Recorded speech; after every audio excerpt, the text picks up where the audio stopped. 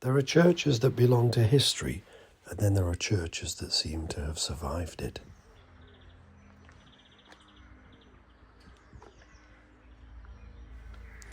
I came to Edmundbyers expecting very little. A quiet village on the edge of the North Pennines, the sort of place the modern world remembers only by accident. And yet, tucked away on the western edge of the village, almost deliberately hidden, stands St. Edmund's. From the churchyard the land falls away into open fell. Trees gather round it. Birds carry on their business. It's peaceful, in that slightly unsettling way peace often is. Not grand, not imposing, not even particularly eager to be noticed, but stubborn. Stubborn in the way only English things can be, like hedgerows, old arguments, and a faith that refuses to entirely die. At first glance it's simple. A small stone church, nave and chancel, nothing excessive.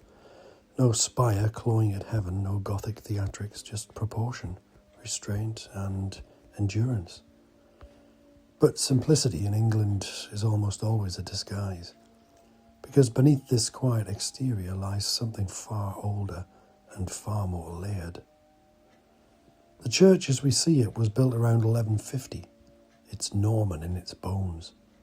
Thick stone walls, small narrow windows, a building designed not to impress but to last.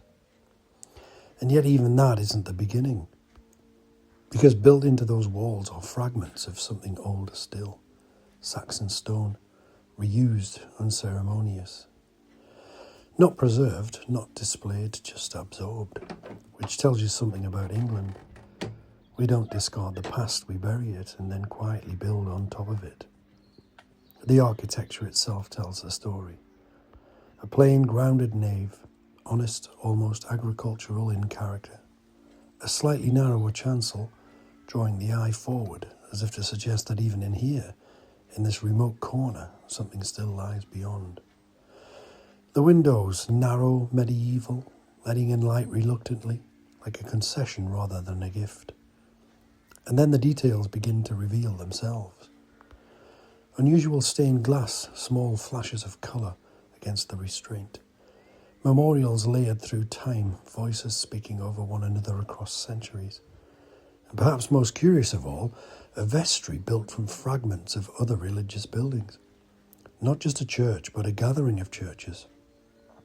A patchwork of English Christianity, stitched together in stone. Of course, not all of this was gentle evolution. By the 17th century, the church had begun to decay, quietly, predictably, like so many rural parishes, and then came the Victorians. Under the long tenure of a single rector, the church was restored, reordered, repaired, and inevitably altered. The gallery gone, the old fittings gone, but the building survived. And sometimes survival's the greatest miracle.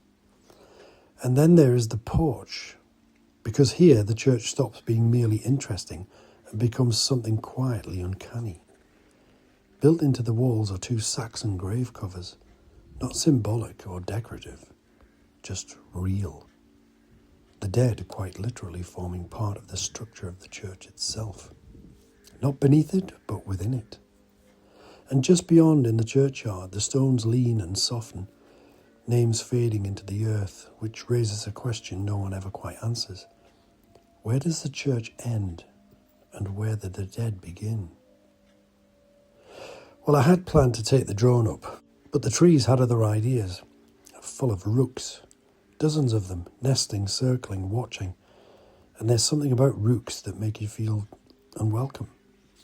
Not aggressively so, not violently, just observed. As if you've wandered into something that isn't yours. So I left the drone where it was, which in a way feels appropriate. Because perhaps St. Edmund's isn't a place to be viewed from above, but from within and from beneath. And beneath is where many of its stories live, because when we speak of the Reformation, we imagine a clean break. Kings arguing, churches changing, England shifting direction in a single motion. But that isn't how it happened here.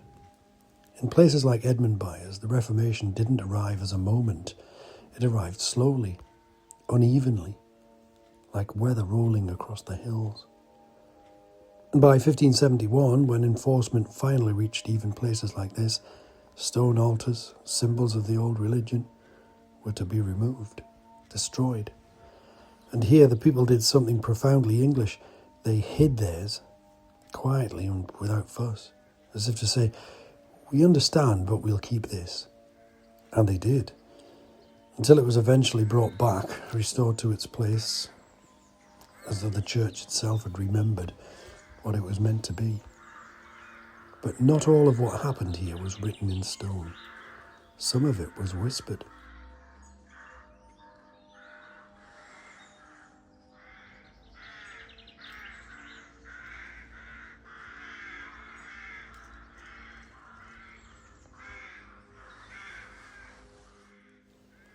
In the 17th century, not far from here, the Derwent Valley saw its own brush with witchcraft.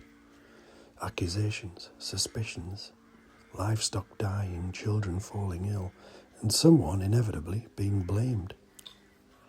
By then, England had begun to move on from such things, but here belief lingered. Not loudly, not officially, but stubbornly.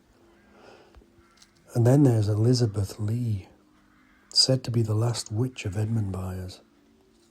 Not a figure of grand trials or official record, but of something quieter, perhaps more unsettling.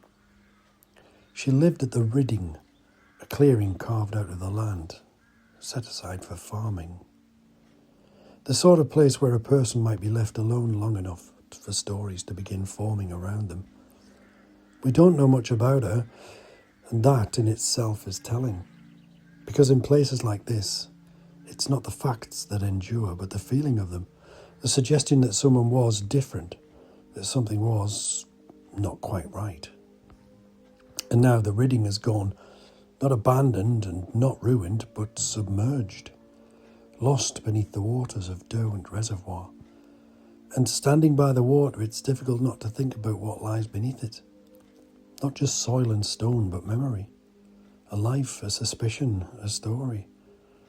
The church holds its past in stone, the water hides it. And perhaps that's the final truth of a place like St. Edmund's. It doesn't impress, it doesn't demand, it simply stands. With its Saxon bones, its Norman frame, its Victorian stitching. Its dead in the walls, its past in the ground, and its stories.